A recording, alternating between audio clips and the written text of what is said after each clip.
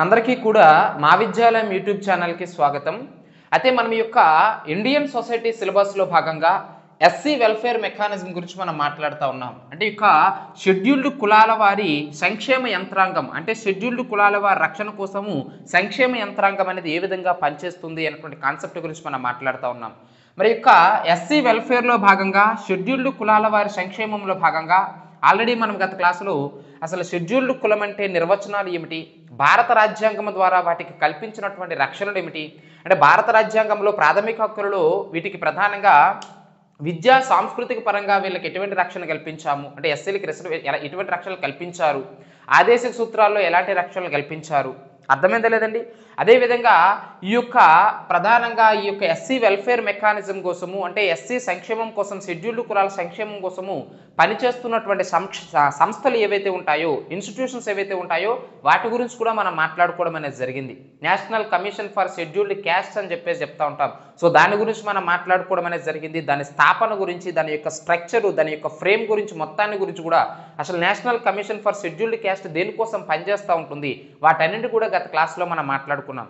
అదేవిధంగా ఆంధ్రప్రదేశ్లో ఏర్పడినటువంటి, అంటే ఎస్సీల సంక్షేమం కోసం ఆంధ్రప్రదేశ్లో ఉంటున్న ఎస్సీల సంక్షేమం కోసం ఏర్పడినటువంటి ఏమిటి వివిధ రకాల సంస్థలు ఏమిటి అని చెప్పేసి మనం మాట్లాడుకున్నాం. భారతదేశం మొత్తం మీద ఎలా ఎస్సీలు ఉంటారో, షెడ్యూల్డ్ కులాల వారు ఉంటారో, ఆబ్వియస్లీ ఆంధ్ర రాష్ట్రంలో కూడా ఉంటారు. ఇప్పుడు మనకి ప్రజెంట్ 2011 సెన్సస్ ప్రకారం మనం తీసుకుంటే 84 lakhsకి పైగా మన యొక్క ఆంధ్ర రాష్ట్రంలో 84 లక్షలకు పైగా ఎస్సీ కమ్యూనిటీకి సంబంధించినటువంటి షెడ్యూల్డ్ కులాల ప్రజలు ఉన్నారు. కాబట్టి వాళ్ళను కూడా దృష్టిలో ఉంచుకొని వారికి సంబంధించి ఆంధ్రప్రదేశ్ ప్రభుత్వం ఎటువంటి సంస్థలను నెలకొల్పింది అనేటువంటి విషయాలన్నింటి గురించి కూడా మనము గత క్లాస్లో చూడడం అనేది జరిగింది.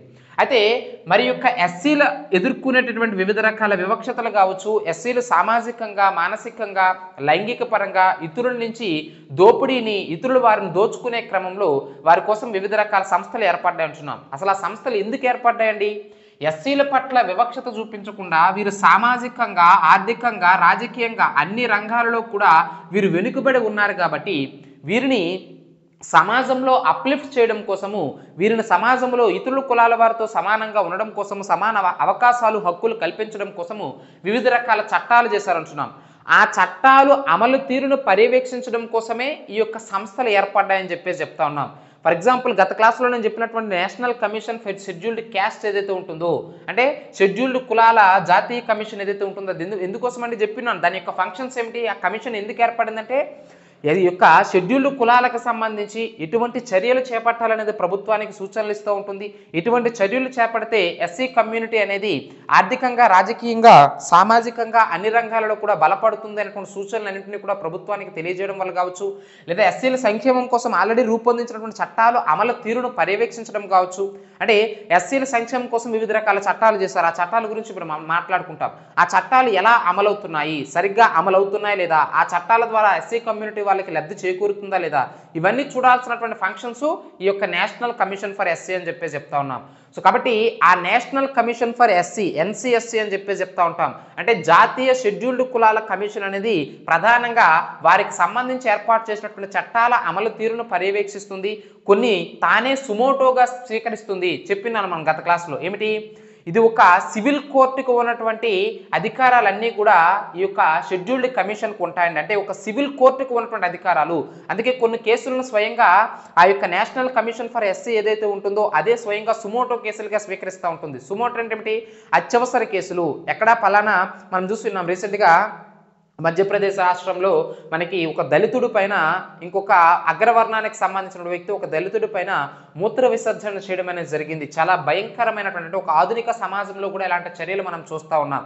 సో ఇలాంటిది ఎప్పుడైతే చేశారో, అంటే సామాజికంగా వారి స్థాయిని క్రిందకు దించేలా ఈ ఉన్నత వర్గం వ్యక్తి అటువంటి చర్యలకు పాల్పడడంతో ఈవెన్ మనకి శివరాజ్ సింగ్ చౌహాన్ నేరుగా రాష్ట్రానికి అప్పటికి ముఖ్యమంత్రి, రీసెంట్గా జరిగిన అంశమే. అంటే రీసెంట్ ఎలక్షన్స్ జరిగిన తర్వాత మధ్యప్రదేశ్ యొక్క సీఎం పోస్టు శివరాజ్ సింగ్ చౌహాన్ వీడింది. కానీ అంటే ప్రజెంట్ అయితే అతను శివరాజ్ సింగ్ చౌహాన్ కాదు, కానీ ఆ ఇన్సిడెంట్ జరిగే సమయానికి మాత్రం శివరాజ్ సింగ్ చౌహాన్ సీఎంగా ఉన్నారు. మరి అతను స్వయంగా వెళ్ళే దళితుడి యొక్క కాళ్ళు కూడా కడగడం అనేది జరిగింది. సో ప్రభుత్వం తరపున అతను చేసినటువంటి అటువంటి మూర్ఖపు చర్యకి ప్రతిఫలంగా మేము ప్రభుత్వం తరపున క్షమాపణలు చెప్తున్నామని చెప్పేసి స్వయంగా తన యొక్క ఇంటికి ఆ యొక్క దళితుడిని ఆహ్వానించి, అంటే ఎవరైతే అటువంటి చర్యలకు పాల్పడ్డారో ఆ దళితుడి పైన అతని యొక్క కాళ్ళు కూడా కడగడం అనేది జరిగింది. అయితే రాజకీయ లబ్ధి కోసం చేశారా లేదా ప్రజల నుంచి ఏమిటి అట్రాక్షన్ కోసం చేశారు, ఈ విషయాలన్నీ మనం పక్కన పెడితే ఒక ఉన్నత స్థానంలో ఒక సీఎం పోస్ట్లో ఉన్నటువంటి వ్యక్తి అటువంటి పని చెయ్యాలి కూడా, అతని యొక్క బాధ్యత కూడా. సో అటువంటిది చేసి చూపించారు. అర్థమైందా లేదండి? కానీ ఏది ఏమైనప్పటికీ, ఎంత కాళ్ళు గడిగినప్పటికీ, ఎంత వాడి ఆ కాళ్ళ వేళ పడినప్పటికీ, ఎంత క్షమాపణలు చెప్పినప్పటికీ, ఎంత సానుభూతి చూపించినప్పటికీ కూడా సమాజంలో అగ్రవర్ణాల వారు దిగువ వర్ణాల పట్ల చూపిస్తున్నటువంటి, దళితుల పట్ల అస్పృశ్యుల పట్ల చూపిస్తున్నటువంటి ఈ వివక్షతలు ఏవైతే ఉంటాయో ఇవి నిజంగా ఆకాశాన్ని అంటుతా ఉన్నాయి. అంటే నేటి ఆధునిక ప్రపంచంలో కూడా ఇలాంటి చర్యలు మనం చూస్తూ ఉంటామంటే నిజంగా మన భారతదేశంలో యొక్క కుల వ్యవస్థ అనేది ఎంత ఉచ్చస్థితికి వెళ్తుందనేది మనకి ఇక్కడ అర్థమవుతా ఉంది. అర్థమైందా లేదండి? మరి ఈ విధంగా వీళ్ళు ఎదుర్కొంటున్న వివిధ రకాల వివక్షతల నుంచి వారికి రక్షణ కల్పించడం కోసము, వారి రక్షణ కోసం, అందుకే ఎస్సీల వెల్ఫేర్ అని చెప్తా ఉన్నాం. అంటే వాళ్ళ సంక్షేమం కోసం చేపట్టినటువంటి వివిధ రకాల చట్టాల గురించి మనం మాట్లాడుకుందామండి. ఓకేనా? అర్థమవుతుందా లేదా? సో వాటికి సంబంధించి ఒక్కొక్క చట్టం గురించి మనం మాట్లాడుకున్నట్లయితే ప్రధానంగా ఏమిటండి చెప్తా ఉన్నాము, ఎస్సీ ఎస్టీ అట్రాసిటీస్ యాక్ట్ అని చెప్తా ఉన్నాం. ఎస్సీ ఎస్టీస్ అట్రాసిటీస్ యాక్ట్ ఎప్పుడండి? 1989. చాలా ఇంపార్టెంట్ అండి. ఈ యొక్క చట్టం ఇంపార్టెంట్. ఈ చట్టం ఏ సంవత్సరంలో చేశారు ఇంపార్టెంట్. ఇది ఎప్పటి నుంచి అమల్లోకి వచ్చింది కూడా ఇంపార్టెంట్. ఎప్పటి నుంచి అండి? January 30, 1990 నుంచి అమల్లోకి వచ్చిందండి ఎస్సీ ఎస్టీ అట్రాసిటీస్ యాక్ట్. అర్థమైంది లేదండి? అంటే ఎస్సీ ఎస్టీ అత్యాచారాల నిరోధాల చట్టము అని చెప్తా ఉన్నాం. తెలుగు మీడియం అభ్యర్థులు అలా రాసుకోవాలి, ఇంగ్లీష్ మీడియం అభ్యర్థులు అట్రాసిటీస్ యాక్ట్ అని గుర్తుంచుకుంటే సరిపోతుంది. సో 1989లో చేసినటువంటి చట్టం 1990 January 30 నుంచి అమల్లోకి వచ్చింది. అసలు ఈ చట్టాన్ని ఎందుకు చేశారు? సో ప్రధానమైనటువంటి కారణం ఏమిటంటే ఎస్సీ ఎస్టీలు ఎవరైతే ఉంటారంటే షెడ్యూల్డ్ కులాల వారు కావచ్చు, షెడ్యూల్డ్ తెగల వారు కావచ్చు, ఎస్సీ ఎస్టీ ఏతరుల నుంచి వివిధ రకాల వివక్షతలు ఎదుర్కొంటారు. సో ఆబ్వియస్లీ ఎస్సీ ఎస్టీల వివక్షతలు ఎక్కడి నుంచి ఎదుర్కొంటారండి? SC ST ఏతరులు. అంటే ఎస్సీ ఎస్టీలు కాకుండా సమాజంలో ఉన్నటువంటి ఇతర కులాల వారు, ఇతర వర్గాల వారు, ఇతర వర్ణాల వారు ఎవరైతే ఉంటారో వారి ద్వారా వీరు వివక్షతలు పొందుతా ఉన్నారు. సో సమాజంలో వారే వీళ్ళ పట్ల వివక్షత చూపిస్తా ఉన్నారు. అలా ఎవరైనా వివక్షత చూపిస్తే వారిపైన కఠినమైనటువంటి చర్యలు తీసుకోవడం కోసం వచ్చినది ఈ ఎస్సీ ఎస్టీ అట్రాసిటీస్ యాక్ట్ అని చెప్తా ఉన్నాం. మరలా ఈ చట్టంలో ఉన్నటువంటి 23 సబ్ క్లాస్ 1 ప్రకారము ఈ చట్టంలో ఉన్నటువంటి సెక్షన్లు, నియమ నిబంధనలు ఏవైతే ఉంటాయో వాటన్నిటిని కూడా ఇందులో పొందుపరచడం అనేది జరిగింది. నేను మీకు చెప్పినాను గత క్లాసులో పాలిటీ చెప్పేటప్పుడు, రాజ్యాంగంలో ఉన్నటువంటి అంశాలను మనం అధికరణలు అంటాము, ఒక చట్టంలో ఉన్నటువంటి అంశాలను మనము సెక్షన్స్ అని పిలుస్తామని అర్థమైందా లేదండి? చాలా ఇంపార్టెంట్. చట్టంలో ఉన్న వాటిని సెక్షన్స్ అంటారు, రాజ్యాంగంలో ఉన్న వాటిని అధికరణలు, ప్రకరణలు లేదా నిబంధనలు అని చెప్తా ఉంటారు. సో కాబట్టి మరి అటువంటి ఎస్సీ ఎస్టీ అట్రాసిటీస్లో ఉన్నటువంటి నిబంధనల గురించి ఆ చట్టంలోనే ఉన్నటువంటి 23 సబ్ క్లాస్ 1 అనేది మనకు తెలియజేస్తూ ఉంది. ఆ చట్టం January 30, 1990 నుంచి అమల్లోకి వస్తుంది. అసలు ఈ చట్టం ఎందుకోసం చేశారంటే ఎస్సీ ఎస్టీ ఏతరుల నుండి, అంటే ఎస్సీ ఎస్టీ కమ్యూనిటీలో కాకుండా ఇతర కులాల వారి నుంచి, ఇతర వర్గాల వారి నుంచి వీరు ఎదుర్కొన్న వివక్షతలు ఎవరైతే ఉంటారో, అంటే ఎవరైతే వీరి పట్ల వివక్షత చూపిస్తున్నారో, ఎస్సీ ఎస్టీ ఏతరులు ఎవరైతే ఉన్నారో వాళ్ళపైన చర్యలు తీసుకోవడం కోసమే ఈ యొక్క చట్టాన్ని తీసుకురావడం అనేది జరిగింది. సో ఈ పర్టికులర్ చట్టం ప్రకారం ఎవరైనా సరే ఎస్సీ ఎస్టీ కమ్యూనిటీకి సంబంధించినటువంటి వ్యక్తులు ఎవరైతే ఉంటారో వాళ్ళని గనుక హత్య చేసినట్లయితే 8.25 lakhs జరిమానా అనేది విధించడం అనేది జరుగుతుందండి. అదేవిధంగా వారిపైన లైంగిక చర్యలకు పాల్పడినట్లయితే 2 లక్షల జరిమానా విధించడం అనేది జరుగుతుందండి. అదే రేపు లాంటి అసాంఘిక కార్యక్రమాలకు పాల్పడితే 5 లక్షల జరిమానా విధిస్తారండి. అంతేకాకుండా ఇతర సైగల ద్వారా కావచ్చు, వాళ్ళని సమాజంలో కించపరిచేలా కులపరంగా, సామాజికంగా వివిధ రకాల ధోరణిలో వారిని తక్కువ చేసినట్టు మాట్లాడినా, లేదంటే వారి పట్ల వివక్షతాపూరితమైనటువంటి ధోరణితో వ్యవహరించిన అటువంటి కార్యక్రమాలు, అంటే అదర్స్, అంటే ఎస్సీ ఎస్టీల పట్ల ఇటువంటి అసాంఘిక కార్యక్రమాలకు పాల్పడినా నీకు 1 లక్ష రూపాయల వరకు కూడా జరిమానా విధించడం అనేది జరుగుతుంది. సో కాబట్టి according to SC STs atrocity చట్టం ప్రకారము హత్య చేసావంటే ఎస్సీ ఎస్టీ కమ్యూనిటీ ఎవరిసైనా షెడ్యూల్డ్ క్యాస్ట్ లేదా షెడ్యూల్డ్ ట్రైబ్స్ కి సంబంధించినటువంటి వ్యక్తులను హత్య చేసావంటే 8.25 lakhs 8,25,000 సంబంధించినటువంటి నగదు నువ్వు ఏమిటి జరిమానాగా కట్టాల్సి ఉంటుంది.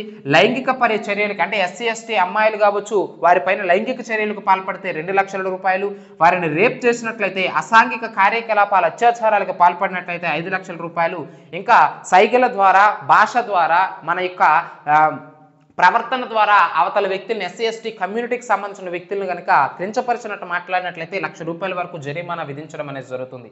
మరి ఈ యొక్క ఎస్సీ ఎస్టీ అట్రాసిటీ చట్టంలో ఉన్నటువంటి అంశాలు ఏమిటి మనం విపులంగా మాట్లాడుకున్నట్లయితే, ఎవరైతే ఎస్సీ ఎస్టీలు వెళ్ళి ఆరోపణలు చేస్తారో, అంటే ఆ పలానా వ్యక్తి నన్ను ఈ విధంగా దూషించాడు, పలానా వ్యక్తి ఈ విధంగా నన్ను హింసించాడని చెప్పేసి ఎస్సీ ఎస్టీ కమ్యూనిటీకి సంబంధించిన వారు వెళ్ళి కేసును రిజిస్టర్ చేశారంటే వెంటనే, అంటే తక్షణమే ఆ యొక్క కేసును రిజిస్టర్ చేయాలండి వెంటనే. అంటే ఎవరైతే చర్యలకు పాల్పడ్డారో ఆ పర్టికులర్ వ్యక్తి, ఆబ్వియస్లీ ఎస్సీ ఎస్టీల పైన దాడులు జరిగాయంటే ఆబ్వియస్లీ ఎస్సీ ఎస్టీ ఏతరులు చేస్తూ ఉంటారు. దాడులు కావచ్చు, వారి పట్ల వివక్షత చూపించడం కావచ్చు, సామాజికంగా, మానసికంగా, లైంగికంగా ఎన్ని రకాలుగా వీరిని వివక్షతకు గురి చేసేది ఎస్సీ ఎస్టీ ఏతరులు. సో ఆ పర్టికులర్ వ్యక్తి పైన వీరు ఆరోపణ చేయగానే ఆ పర్టికులర్ వ్యక్తి పైన వెంటనే కేసు రిజిస్టర్ చేయాలి. రిజిస్టర్ చేయడమే కాదు, నాన్ బెయిలబుల్ కేసును రిజిస్టర్ చేయాలండి. అంటే మరి తిరిగి వాళ్ళకి బెయిల్ రాకుండా ఉండేటటువంటి కేసును రిజిస్టర్ చేయాలని చెప్పేసి చెప్తా ఉన్నాం. అదేవిధంగా ఆ పర్టికులర్ కేసు ఏదైతే ఉంటుందో, అంటే ఎస్సీ ఎస్టీలు ఆరోపించినటువంటి ఆ పర్టికులర్ వ్యక్తి యొక్క కేసు ఏదైతే ఉంటుందో దాన్ని డీజీపీ స్థాయి అధికారి లేదా ఆ పై అధికారి మాత్రమే ఆ కేసును పరిశీలించాల్సి ఉంటుంది. అంటే ఎస్సీ ఎస్టీ అట్రాసిటీస్ యాక్ట్ 1989 ప్రకారం ఎవరైనా వారిపైన దాడులకు పాల్పడినా, మానసికంగా హింసించినా, శారీరకంగా హింసించినా, లైంగికంగా హింసించినా, ఇటువంటి చర్యలకు పాల్పడితే డీజీపీ స్థాయి అధికారి లేదా డీజీపీ స్థాయిని మించినటువంటి అధికారి కానీ డీజీపీకి తగ్గినటువంటి తక్కువ అధికారులు ఎవరైతే ఉంటారో వాళ్ళు ఈ కేసును విచారించడానికి లేదు. ఫస్ట్ ఆఫ్ ఆల్ చూడాల్సిందే డీజీపీ అధికారి ఈ కేసును విచారించవలసి ఉంటుంది. అర్థమైందా లేదండి? సో చాలా ఇంపార్టెంట్ అయినటువంటి అంశం. మరి ఈ యొక్క కేసు ఎటువంటి సందర్భాల్లో కేసులు పెడతారంటే నేను మీకు ఆల్రెడీ చెప్పినాను. ఏమిటి?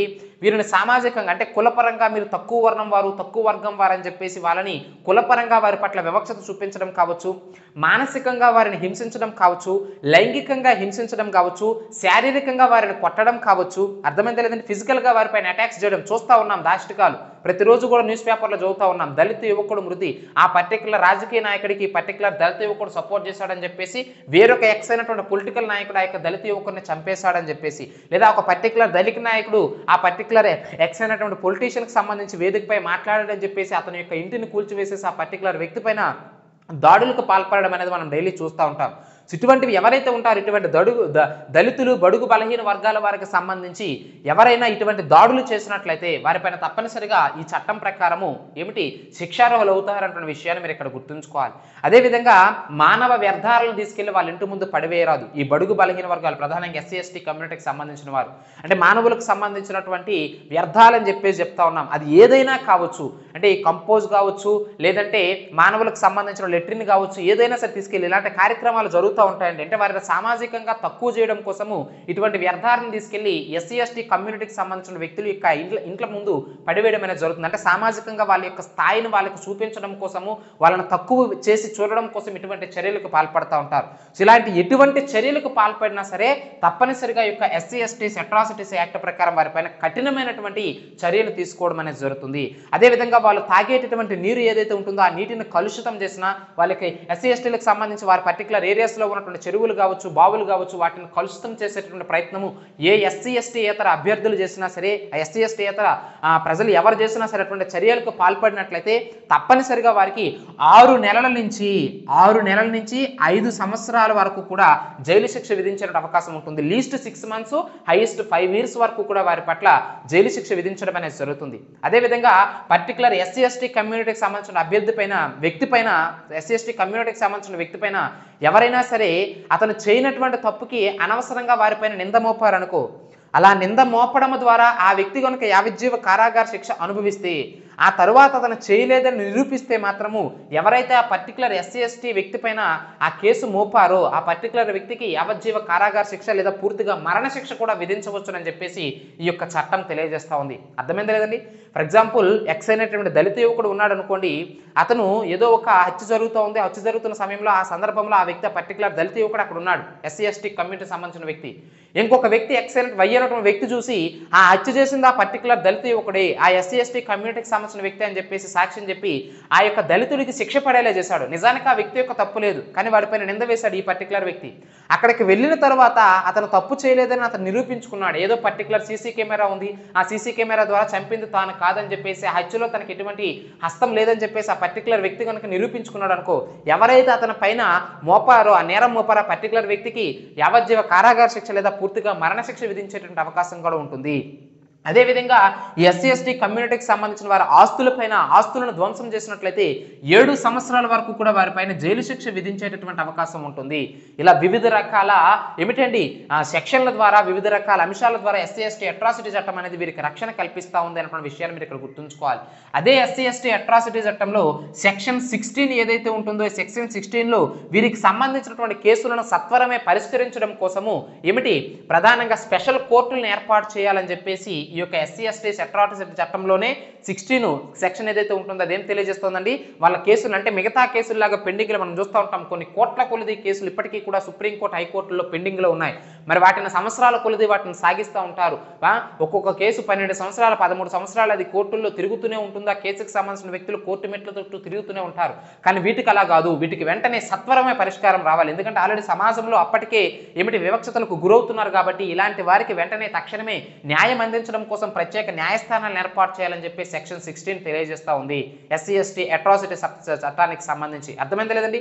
అదేవిధంగా వీరి తరపున వాదించడం కోసము 7 సంవత్సరాల అనుభవం కలిగి ఉన్నటువంటి పబ్లిక్ ప్రాసిక్యూటర్ను నియమించాలని చెప్పేసి చెప్తా ఉన్నాం. సో కాబట్టి ఎస్సీ ఎస్టీల తరపున వాదోపవాదాలు వినడం కోసం వీరి యొక్క వాదనను వినిపించడం కోసము 7 సంవత్సరాల ఏమిటి అనుభవం కలిగి ఉన్నటువంటి పబ్లిక్ ప్రాసిక్యూటర్ని ప్రభుత్వమే వాళ్ళకి ఆ యొక్క అవకాశం కల్పించాలని చెప్పేసి చెప్తా ఉన్నాము. అర్థమైందా లేదండి. అదేవిధంగా ఈ యొక్క ఎస్సీ ఎస్టీ చట్టం ఏదైతే ఉంటుందో అట్రాసిటీ చట్టం ఏదైతే ఉంటుందో 2015లో సవరణ చేసి చాలా అంశాలను చేర్చారండి. ఆ అంశాలన్నీ కూడా చదువుకున్న బుక్స్లో ఉంటాయి.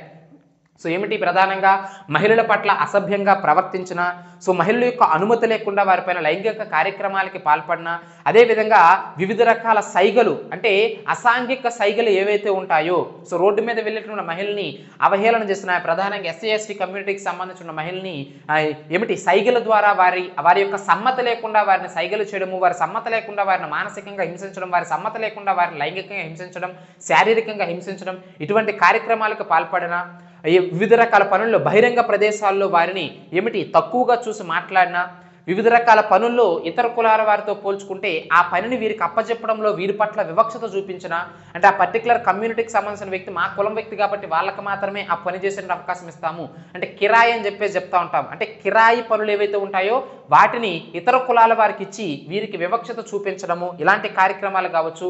అదేవిధంగా చెప్పులతో దండలు వేయడం కావచ్చు, ఇలా చనిపోయిన వ్యక్తిని అగౌరవపరిచేలా మాట్లాడడం కావచ్చు. ఇలా ఏదైనా సరే ఎస్సీ ఎస్టీ కమ్యూనిటీకి సంబంధించిన వ్యక్తులపైన ఎస్సీ ఎస్టీ ఏతరులు ఎటువంటి కార్యక్రమాలకు పాల్పడినా సరే ఆ పర్టికులర్ వ్యక్తులకి యొక్క ఎస్సీ ఎస్టీ అట్రాసిటీస్ యాక్ట్ 1989 ప్రకారము కఠినమైనటువంటి శిక్షలు విధించడం అనేది జరుగుతుంది. ఆ యొక్క విషయాన్ని మీరు ప్రధానంగా ఇక్కడ గుర్తుంచుకోవాలి. అర్థమైందా లేదండి. చాలా చాలా ఇంపార్టెంట్ అండి. అదేవిధంగా ఇది మనకి ఎస్సీ ఎస్టీ అట్రాసిటీస్ యాక్ట్ అని చెప్పేసి చెప్తా ఉన్నాం. నెక్స్ట్ మనం చూడాల్సింది కుల అసక్తతల తొలగింపు చట్టము అని చెప్పేసి చెప్తా ఉన్నామండి. కుల అసక్తతల తొలగింపు చట్టం 1850 అని చెప్పేసి చెప్తా ఉన్నాం. చాలా చాలా ఇంపార్టెంట్ అండి. క్యాస్ట్ డిజబిలిటీస్ రిమూవల్ యాక్ట్ అని చెప్పేసి చెప్తా ఉన్నాం. ఇంగ్లీష్ మీడియం అభ్యర్థులు రాసుకోవాలి. క్యాస్ట్ డిజబిలిటీస్ రిమూవల్ యాక్ట్ అని చెప్పేసి చెప్తా ఉన్నాం. కుల అసక్తతల తొలగింపు చట్టము తెలుగు మీడియం అభ్యర్థులు గుర్తుంచుకోవాలి. సో ఇదేమిటంటే కులపరంగా వివక్షతలు ఎదుర్కొనే వారికి రక్షణ కల్పించడం కోసం, చట్టం ద్వారా రక్షణ కల్పించడం కోసం మొట్టమొదటిసారిగా ఏర్పాటు చేసిన చట్టం. చూడండి 1850లోనే ఏర్పాటు చేశారు. సో కాబట్టి ఎస్సీల సంక్షేమం కోసం ఏర్పాటు చేసిన మొట్టమొదటి చట్టంగా ఇది వారి రక్షణ కోసం ఏర్పడినటువంటి చట్టంగా కుల అసక్తతల తొలగింపు చట్టము క్యాస్ట్ డిజబిలిటీస్ రిమూవల్ యాక్ట్ అని మనం చెప్పవచ్చును. ఈ చట్టం ద్వారా ఈ యొక్క దళిత పిల్లలు ఎవరైతే ఉంటారో వాళ్ళకి పాఠశాలలోనికి అవకాశం కల్పించడం అనేది జరిగింది, ప్రవేశం కల్పించడం అనేది జరిగింది. దళితులు is nothing but SC ST కమ్యూనిటీకి సంబంధించినటువంటి ఎవరైతే సమాజంలో వివక్షతకు గురవుతూ ఉన్నారో, ఇక్కడ మనం ఎస్సీ సంక్షేమం మాట్లాడుతున్నాం కాబట్టి ఎస్సీలు అనుకోండి. సో ఎస్సీ కమ్యూనిటీకి సంబంధించిన పిల్లలు ఎవరైతే ఉంటారో వాళ్ళకి బడుల్లోనికి అవకాశం కల్పించడం. మీరు చూసి చెప్పినాను డాక్టర్ బిఆర్ అంబేద్కర్ కూడా పాఠశాల బయట నుండి క్లాసులు వినేవారు, లోపల కూర్చొని ఇచ్చేవారు కాదు, వారి పక్కన కూర్చొని ఇచ్చేవారు కాదు. అర్థమైంది లేదండి. ఈ అంటరానితనం అస్పృశ్యత అని చెప్పేసి అందుకే మహానుభావుడు భారత రాజ్యాంగం రాసేటప్పుడు పర్టికులర్గా 17 ఆర్టికల్నే చేర్చున్నాడు. ఏమిటి? అబాలిషన్ ఆఫ్ అన్టచబిలిటీ, అంటరానితనం అస్పృశ్యతను నిషేధించాలని చెప్పేసి 17 ఆర్టికల్లో పర్టికులర్గా పొందుపరచడానికి గల కారణం ఇదే. సో కాబట్టి ఇలాంటి వివక్షతలు చూపించకుండా ఉండడం కోసము మరి అటువంటి దళిత వర్గానికి సంబంధించిన పిల్లలకి ఈ చట్టం ద్వారా పాఠశాలలోనికి ప్రవేశం కల్పించడం అనేది జరిగింది అప్పటి నుంచి కూడా. అర్థమైందా లేదండి. చాలా చాలా ఇంపార్టెంట్ అయినటువంటి అంశం. అది మనకి కుల అసక్తతల తొలగింపు చట్టము అని చెప్పేసి చెప్తా ఉన్నాము. అదేవిధంగా ఏమిటి అంటరానితనం అస్పృశ్యత నిషేధ చట్టము అని చెప్పేసి చెప్తా ఉన్నామండి. అస్పృశ్యత నిషేధ చట్టము చాలా చాలా ఇంపార్టెంట్. ఇది ఎప్పుడు చేశారండి? 1955లో చేశారండి. 1955 1955లో అంటరానితనం అస్పృశ్యత నిషేధ చట్టం అని చెప్పేసి చెప్తా ఉన్నాము.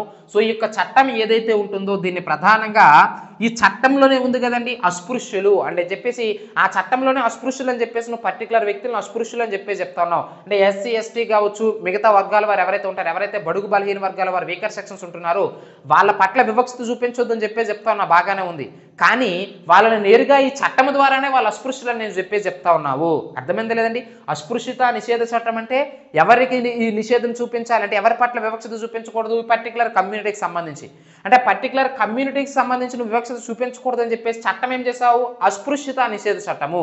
అంటే ఆ చట్టంలోనే నువ్వు అస్పృశ్యులు అని చెప్పేసి వాళ్ళని చెప్తా ఉన్నావు అని చెప్పేసి భారత ప్రభుత్వం 1976లో దాని పేరును మార్చడం అనేది జరిగింది. పౌర హక్కుల పరిరక్షణ చట్టంగా పేరు మార్చడం అనేది జరిగింది. సో కాబట్టి అంటరానితన అస్పృశ్యత నిషేధ చట్టం 1955ని పేరు మార్చి ఏ చట్టంగా మార్చారండి? 1976లో ప్రధానంగా protection of civil rights act అని చెప్పేసి చెప్తా ఉన్నాం. Protection of civil rights act అంటే పౌర హక్కుల పరిరక్షణ చట్టంగా దాన్ని పేరు మార్చడం అనేది జరిగింది. సో కాబట్టి ఈ పర్టికులర్ చట్టం ద్వారా ఎవరైనా సరే ఇతర కులస్తులు ఎస్సీ ఎస్టీ కమ్యూనిటీస్ వారిపైన ప్రధానంగా ఏమిటి వారికి బహిరంగ ప్రదేశాల్లో హోటల్స్ కావచ్చు, విద్యాలయాలు కావచ్చు, పార్కులు కావచ్చు, బస్ స్టాండ్లు కావచ్చు, రైల్వే స్టేషన్లు కావచ్చు, ఇలా బహిరంగ ప్రదేశాల్లో వారిని వారికి ప్రవేశాన్ని నిరాకరించడం కావచ్చు, బహిరంగ ప్రదేశాల్లో వారి కులాన్ని తక్కువ చేసినట్లు మాట్లాడడం కావచ్చు, సామాజికంగా వారి స్థాయిని కించపరిచేలా మాట్లాడడం కావచ్చు, వివిధ రకాల అవకాశాల్లో వారికి వివక్షతలు చూపించడం కావచ్చు, ఇలా ఏ విధంగా అయినా సరే ఎస్సీ ఎస్టీలను అవమానపరిచే విధంగా, వాళ్ళని కించపరిచే విధంగా, అది సామాజికంగా కావచ్చు, ఆర్థికంగా కావచ్చు, రాజకీయంగా కావచ్చు, ఏ రంగంలోనైనా సరే వారిని తక్కువ చేసి మాట్లాడినట్లయితే ఈ పర్టికులర్ చట్టం ప్రకారం వారిపైన కఠిన కారాగార శిక్ష తీసుకోవడం అనేది జరుగుతుంది. అర్థమైందా లేదండి? చాలా చాలా ఇంపార్టెంట్. వారిపైన ప్రధానంగా 500 రూపాయల జరిమానా విధించడం అనేది జరుగుతుంది. 6 నెలల వరకు కూడా కఠిన కారాగార శిక్ష విధించడం అనేది జరుగుతుంది. కొన్ని సందర్భాల్లో ఈ చట్టం ప్రకారం ఈ రెండింటిని కూడా విధించవచ్చు. 6 నెలల జైలు శిక్ష, 500 రూపాయల జరిమానా. అదేవిధంగా ఎవరైతే ఈ చట్టాన్ని అతిక్రమించి ఈ పర్టికులర్ కమ్యూనిటీకి సంబంధించిన వ్యక్తులపైన వివక్షతలు చూపిస్తూ ఉంటారో, డిస్క్రిమినేషన్ చూపిస్తూ ఉంటారో, వాళ్ళు జీవితాంతము కూడా ఎన్నికలకు బహిష్కృతులు అవుతారు. అంటే ఎన్నికల్లో భారత రాజ్యాంగం ప్రజాస్వామ్య దేశం కాబట్టి ప్రజాస్వామ్యబద్ధంగా ఎన్నికల్లో పోటీ చేయడానికి అనర్హుడవుతాడు. అందుకే మీరు చూడండి, ప్రధానంగా పొలిటీషియన్స్ ఎస్సీ ఎస్టీలు బడుగు బలహీన వర్గాల వారికి సంబంధించి ఏదైనా విషయం పైన దుందుడుకుగా వ్యవహరించరు, దూకుడుగా వ్యవహరించరు. ఎందుకంటే వాళ్ళకి ఆ యొక్క పదవి వ్యామోహం అనేది ఉంటుంది కాబట్టి పర్టికులర్ వ్యక్తులపైన దాడులు చేసినా, ఇటువంటి కార్యక్రమాలకు పాల్పడినా, వివిధ రకాల కఠినతరమైనటువంటి చట్టాల ద్వారా వారి ఎన్నికల నుంచి బహిష్కరించబడతారు కాబట్టి వీరి పట్ల సానుకూలంగా వ్యవహరించడం అనేది జరుగుతుంది. అయితే భయంతోనూ పదవి వ్యామోహంతోనూ లేదంటే శిక్షకు భయపడేలాంటివి చేస్తున్నారు తప్పితే సామాజికంగా సొంతంగా ఎవరిలో కూడా వారికి వారు మార్పు అనేది సమాజంలో రావట్లేదు. ఇప్పటికీ కూడా వివక్షతలు అనేవి ఎస్సీ ఎస్టీల పైన ఇప్పటికీ కూడా ఈ దాష్టికాలు అనేవి జరుగుతూ ఉన్నాయి, ఎన్ని చట్టాలు చేసినప్పటికీ కూడా. అర్థమైందా లేదండి? సో ఏది ఏమైనప్పటికీ ఎస్సీ ఎస్టీస్ అట్రాసిటీస్ యాక్ట్ 1989 ఇంపార్టెంట్. అదేవిధంగా కుల అసక్తతల తొలగింపు చట్టం 1850 ఇంపార్టెంట్. అంటరానితన అస్పృశ్యత నిషేధ చట్టం 1955, దానినే 1976 protection of civil rights act పౌర హక్కుల సంరక్షణ చట్టాన్ని 1976లో సవరించి దాన్ని తీసుకొచ్చారు. ఈ చట్టాలన్నీ కూడా వీరికి సంబంధించి మనకి వారి యొక్క హక్కుల కోసం పనిచేస్తూ ఉంది. అదేవిధంగా సఫాయి కర్మచారుల రద్దు చాలా ఇంపార్టెంట్ అండి. ఈ చట్టం కూడా సఫాయి కర్మచారుల రద్దు మరియు పునరావాస చట్టము అని చెప్పేసి చెప్తా ఉన్నాం. చాలా చాలా ఇంపార్టెంట్ అండి. 2013లో చేశారు ఈ యొక్క చట్టం. సఫాయి కర్మచార రద్దు మరియు పునరావాస ఏర్పాటు చట్టము అని చెప్పేసి చెప్తా ఉన్నాం. అంటే దాని అర్థం ఏమిటండి? Manual scavengers prohibition and rehabilitation act అని చెప్పేసి చెప్తా ఉన్నాం. సఫాయి కార్మికులు అంటే మాన్యువల్ స్కావెంజర్స్ అని చెప్పేసి చెప్తా ఉంటాం.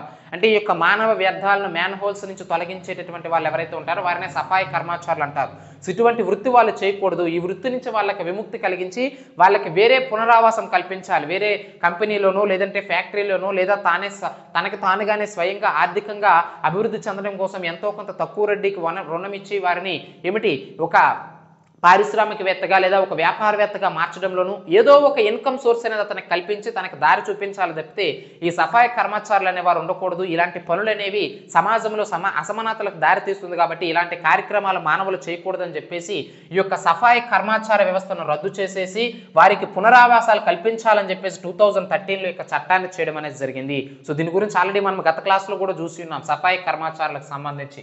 అర్థమైందా లేదండి? సో ఇవి మనకి ప్రధానంగా ఎస్సీల సంక్షేమం కోసము, సో ఎస్సీ వెల్ఫేర్ కోసం చేసినటువంటి ప్రధానమైనటువంటి చట్టాలని చెప్పేసి చెప్తా ఉన్నాం. మరి ఇవి మనకి అంటే ఇప్పటి వరకు కూడా ఎస్సీల సంక్షేమంలో భాగంగా వారికి సంబంధించి చేసినటువంటి భారత రాజ్యాంగంలో పొందుపరిచినటువంటి వివిధ రకాల రక్షణలు ప్రొవిజన్స్ గురించి మాట్లాడుకున్నాం. వాటి కోసం పనిచేసేటువంటి వివిధ రకాల సంస్థల గురించి మాట్లాడుకున్నాం. అదేవిధంగా వాటి రక్షణ కోసం పాల్పడేటటువంటి వివిధ రకాల చట్టాల గురించి ఇప్పుడు మనం మాట్లాడుకున్నాం. అదేవిధంగా తదుపరిగా మనం చూడాల్సింది ఏమిటంటే ప్రభుత్వం మరి వారికి వివిధ రకాల పథకాల ద్వారా వారికి స్కీమ్స్ ద్వారా వారికి రక్షణ కల్పిస్తూ ఉంది. సమాజంలో వారిని అప్లిఫ్ట్ చేయడం కోసం వివిధ రకాల స్కీమ్స్ ను ప్రవేశపెట్టి వారికి ప్రోత్సాహకాలు కల్పిస్తూ ఉంది. మరి అలా కేంద్ర ప్రభుత్వం కల్పిస్తున్నటువంటి పథకాలు ఏమిటి, రాష్ట్ర ప్రభుత్వం ఏర్పాటు చేస్తున్న పథకాలు ఏమిటి, వాటి గురించి ప్రత్యేకంగా చూడాలి. ఎగ్జామినేషన్లో తప్పనిసరిగా ఈ పథకాలపైన, చట్టాలపైన, సంస్థలపైన, ఆ రాజ్యాంగపరమైనటువంటి ప్రొవిజన్స్ పైన తప్పనిసరిగా ప్రశ్నలు అడుగుతారండి. మీరు ఏది చదివినా సరే అది ఎస్సీ సంక్షేమం అంటారా, ఎస్టీ సంక్షేమం అంటారా, బీసీ సంక్షేమం అంటారా, దేని గురించి చదివినా సరే మీరు ఒకటే గుర్తుంచుకోవాలండి. ఏ సంక్షేమం చదివినా సరే వాళ్ళకి రాజ్యాంగంలో ఎలాంటి ప్రొవిజన్స్ కల్పించారు ఫస్ట్ అంశము. తర్వాత వాటి కోసం పడేటువంటి సంస్థల గురించి మాట్లాడాలి సెకండ్ అంశము. వాటి కోసం చేసినటువంటి చట్టాలు మాట్లాడాలి థర్డ్ అంశము. వాటి అమలు కోసం వాటి అమలు పర్యవేక్షణ తీరనేది ప్రభుత్వం ఏ విధంగా చూస్తుంది, వాటి అమలు కోసం ప్రభుత్వం చేసేటటువంటి కేంద్ర ప్రభుత్వం కావచ్చు, ఇటు రాష్ట్ర ప్రభుత్వం కావచ్చు ప్రవేశపెట్టేటువంటి వివిధ రకాల పథకాల గురించి మనం మాట్లాడుకోవాలి. మరి అందులో భాగంగా ఎస్సీల సంక్షేమం కోసము కేంద్ర ప్రభుత్వం ప్రవేశపెట్టినటువంటి పథకాలు, రాష్ట్ర ప్రభుత్వం ప్రవేశపెట్టినటువంటి పథకాల గురించి మనం మాట్లాడుకుందాం. మొదట ఎస్సీ బాలికల అక్షరాస్యత అభివృద్ధి పథకం 2003 అని చెప్పేసి చెప్తా ఉన్నాం. 2003లో యొక్క ఏమిటి పథకాన్ని ప్రవేశపెట్టి ఉన్నారండి. ఎందుకంటే ఎక్కడైతే ఎస్సీ బాలికలు షెడ్యూల్డ్ క్యాస్ట్ కమ్యూనిటీకి సంబంధించిన బాలికల యొక్క అక్షరాస్యత తక్కువగా ఉంటుందో అక్కడ అక్షరాస్యతను పెంచడం కోసము ఆ బాలికలను మోటివేట్ చేసి వాళ్ళని ప్రధానంగా ఉత్తేజితులను చేసి అక్కడ అక్షరాస్యతను పెంచేటటువంటి కార్యక్రమం ఇది. అర్థమైందా లేదండి? సో అక్షరాస్యత తక్కువగా ఉందంటే అక్కడ ప్రజల్లో అవగాహన లేదని అర్థం. సో వాళ్ళ అవగాహన తీసుకొచ్చి బాలికలందరినీ కూడా అంటే వెనుకబడిన తరగతుల వాళ్ళు కాబట్టి సమాజాన్ని మార్చేటటువంటి శక్తియుక్తులు వాళ్ళలోనే ఉన్నాయి కాబట్టి నేటి పౌరులే రేపటి నేటి బాలలే రేపటి పౌరులు అని చెప్పేసి చెప్తా ఉంటాం. సో మరి వాళ్ళు రేపటి పౌరులుగా ఎదిగి సమాజాన్ని మార్చాలి, వారి కమ్యూనిటీని మార్చాలి. ప్రతి ఒక్కరు ఒక డాక్టర్ బిఆర్ అంబేద్కర్లా ఎదగాలి అంటే తప్పనిసరిగా అది విద్యతో మాత్రమే సాధ్యమవుతుందని చెప్పేసి ఎక్కడైతే అక్షరాస్యత తక్కువగా ఉందో అక్కడ వారిని అప్లిఫ్ట్ చేసి వారిని మరలా స్కూల్లో జాయిన్ చేయించడం కోసం అక్కడ అక్షరాస్యతను పెంచడం కోసం 2003లో కేంద్ర ప్రభుత్వం యొక్క పథకాన్ని తీసుకురావడం అనేది జరిగింది. నెక్స్ట్ పారిశుద్ధ్య కార్మికుల ఉచిత విద్యా పథకము అని చెప్పేసి చెప్తా ఉన్నాం. ఇదేమిటండి 3 నుంచి 10వ తరగతి వరకు అనుకున్న పిల్లలు ఎవరైతే ఉంటారో పారిశుద్ధ్య కార్మికులు అని చెప్పేసి చెప్తా ఉంటాం. చర్మకారులు కావచ్చు, ఈ యొక్క రోడ్లపై చెత్తను ఊడ్చేటటువంటి కార్మికులు కావచ్చు, వీరిని మనం పారిశుద్ధ్య కార్మికులు అని చెప్పి చెప్తా ఉంటాం. కరోనా సమయంలో వాళ్ళ యొక్క పాత్ర అనేది చాలా గొప్పది, మనం మాట్లాడుకోవాలి అలాంటి వారి గురించి. సో అటువంటి పారిశుద్ధ్య కార్మికుల యొక్క పిల్లలకు సంబంధించి ఉచిత విద్యని 3 నుంచి 10వ తరగతి చదివేంత వరకు కూడా ఫ్రీగా గవర్నమెంటే వారికి సంబంధించిన విద్యా సదుపాయాలన్నింటినీ కూడా కల్పించడం అనేది జరుగుతుంది. అర్థమైందా లేదండి? చాలా చాలా ఇంపార్టెంట్ ఈ యొక్క పథకం కూడా. ఇది కూడా మనకి 2003లో చేయడం అనేది జరిగిందండి. నెక్స్ట్ రాజీవ్ గాంధీ నేషనల్ ఉపకార వేతనం అంటున్నాం. రాజీవ్ గాంధీ నేషనల్ ఫెలోషిప్ 2005 అని చెప్పేసి చెప్తా ఉన్నాం. ఇదేమిటంటే ఈ 2005 నుంచి 2006 వరకు కూడా అంటే 2005 to 2006 ఈ ఇయర్ నుంచి కూడా ఎవరైతే ఎంఫిల్ అని చెప్పేసి చెప్తా ఉంటాం, పిహెచ్డి అని చెప్పేసి చెప్తా ఉంటాం. ఏమిటంటే ఎంఫిల్ అంటే మాస్టర్ ఆఫ్ ఫిలాసఫీ అని చెప్పేసి లేదా ఫిలాసఫీ ఆఫ్ డాక్టరేట్ అని చెప్పేసి ఇలాంటి ఉన్నత చదువులు ఎవరైతే చదువుతారో అలా చదువులు చదివేటువంటి ఎంఫిల్ పిహెచ్డీలు చేసే వారికి ఈ రాజీవ్ గాంధీ ఉపకార వేతనం కింద ఎస్సీలు అయితే వారికి 2000 రూపాయల ఫెలోషిప్ అందించడం అనేది జరుగుతుంది. ఎస్టీలు అయితే 700 రూపాయల ఫెలోషిప్ అందించడం అనేది జరుగుతుంది. ఫెలోషిప్ అంటే ఏం లేదండి, వారి ఖర్చులకు సరిపడినటువంటి ఎంతో కొంత నెల అయ్యేసరికి వారికి ఖర్చుల కోసము ఎంతో కొంత నగదును అందించడం అనేది జరుగుతుంది. ఫర్ ఎగ్జాంపుల్ నిరుద్యోగ భృతి అని చెప్పేసి చెప్తా ఉంటారు. అందరికీ ఇస్తారు అది ఆబ్వియస్లీ అనుకోండి. ఎందుకు ఇస్తా ఉన్నారు?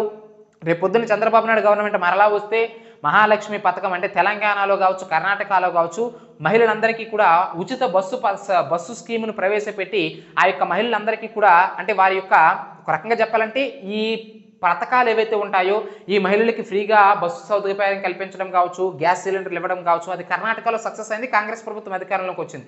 అదే పాలసీస్ని మన రేవంత్ రెడ్డి కూడా తెలంగాణ ప్రాంతంలో దాన్ని తీసుకొచ్చారు. సో కాబట్టి అక్కడ కూడా అవి బాగా పేలాయి, టపాసుల్లో పేలాయి. ఆబ్వియస్లీ 10 సంవత్సరాల నుంచి కేసీఆర్ గవర్నమెంట్ ఉంది కాబట్టి సో ఒక్కసారి అంటే మూడోసారి ఇతనికి ఇచ్చిన కంటే ఇంకొకసారి కొత్త వారికి ఒకసారి అవకాశం ఇద్దామని చెప్పేసి రేవంత్ రెడ్డికి అవకాశం ఇచ్చారు. అక్కడ కూడా అది బాగా పేలింది. అది విషయాలను ఎందుకు చెప్తున్నామంటే చంద్రబాబు నాయుడు గారు కూడా ఇప్పుడు మనము అంటే కరెక్ట్గా మనం మాట్లాడుకున్నట్లయితే తెలంగాణలో వీస్తున్నటువంటి గాలి గెలిచినటువంటి సందర్భాన్ని బట్టి ఇప్పుడు కూడా మనకి రీసెంట్గా ఇవాళ రోజున ఎందుకంటే కరెంట్ అప్డేట్ మనము ఎందుకు ఈ విషయాలని చెప్తున్నానంటే రీసెంట్గా జరుగుతున్న అంశాలతో ముడిపడి మనం చదువుకున్నట్లయితే తప్పనిసరిగా ఎగ్జామినేషన్లో ప్రశ్నలు వస్తాయండి. వెంటనే రీకలెక్ట్ చేసుకొని ఆన్సర్లు చేస్తూ ఉంటారు. అది ఏ అంశాన్నైనా సరే. సో కరెంట్ అప్డేట్ చేసుకుంటా చదవండి. సో కాబట్టి ఎప్పుడైతే తెలంగాణలో ఆ గాలి అక్కడ వీసిందో సో రీసెంట్గా మనకి నిన్నటి రోజున చంద్రబాబు నాయుడు గారు కూడా సంవత్సరానికి 3 సిలిండర్లు ఇస్తామని చెప్పేసి అదేవిధంగా మహిళలకు ఉచిత బస్సు సదుపాయం కల్పిస్తామని చెప్పేసి అన్నింటికీ మించి ఈ యొక్క నిరుద్యోగులు ఎవరైతే ఉంటారో నెలకు 3,000 రూపాయలు వారికి ఆర్థిక సహాయం అందిస్తామని చెప్పినారు. సో ఎందుకండి సో కాబట్టి రూమ్స్లో ఉండి ప్రిపేర్ అయ్యే వాళ్ళకి ఎంతో కొంత రూమ్ రెంట్ కట్టడం కోసమో లేదంటే బయట నుంచి వారికి కావాల్సినటువంటి వస్తు సామాగ్రిని తీసుకోవడం కోసం నెల అయ్యేసరికి ఉపయోగపడతాయి కాబట్టి అటువంటి కార్యక్రమాలు చేస్తూ ఉన్నారు. సో అందులో భాగంగా రాజీవ్ గాంధీ ఉపకార వేతనం ఏమిటి, రాజీవ్ గాంధీ నేషనల్ ఫెలోషిప్ దేనికి, ఈ ఎస్సీ కమ్యూనిటీకి సంబంధించిన పిల్లలు ఎవరైతే ఉంటారో వాళ్ళకి అది కూడా ఎంఫిల్ పిహెచ్డీలు చేసే వాళ్ళకి 2,000 రూపీస్, ఎస్టీ కమ్యూనిటీ వాళ్ళైతే 750 రూపీస్. సో బడుగు బలహీన వర్గాల వారికి ఎంతో కొంత ఆర్థిక సహాయం చేయడం కోసం రాజీవ్ గాంధీ నేషనల్ ఫెలోషిప్ కార్యక్రమాన్ని 2005 to 2006 ఇయర్ నుంచి కూడా దాన్ని ప్రవేశపెట్టడం అనేది జరిగింది.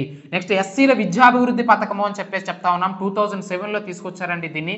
ఇది దేనికోసం అంటే ప్రధానంగా ఎక్కడైతే ఇప్పుడు పిల్లలు ఉంటారు ఒక క్లాస్లో మనం తీసుకున్నట్లయితే 60 మంది స్టూడెంట్స్ ఉంటే 60 మంది యొక్క ఐక్యూ ఒకే రకంగా ఉండదండి. కొంతమంది బాగా చదివే వాళ్ళు ఉంటారు, కొంతమంది కష్టపడి చదివే వాళ్ళు ఉంటారు, ఇంకొంతమంది ఎంత చదివినా సరే అర్థం కానటువంటి వాళ్ళు ఉంటారు.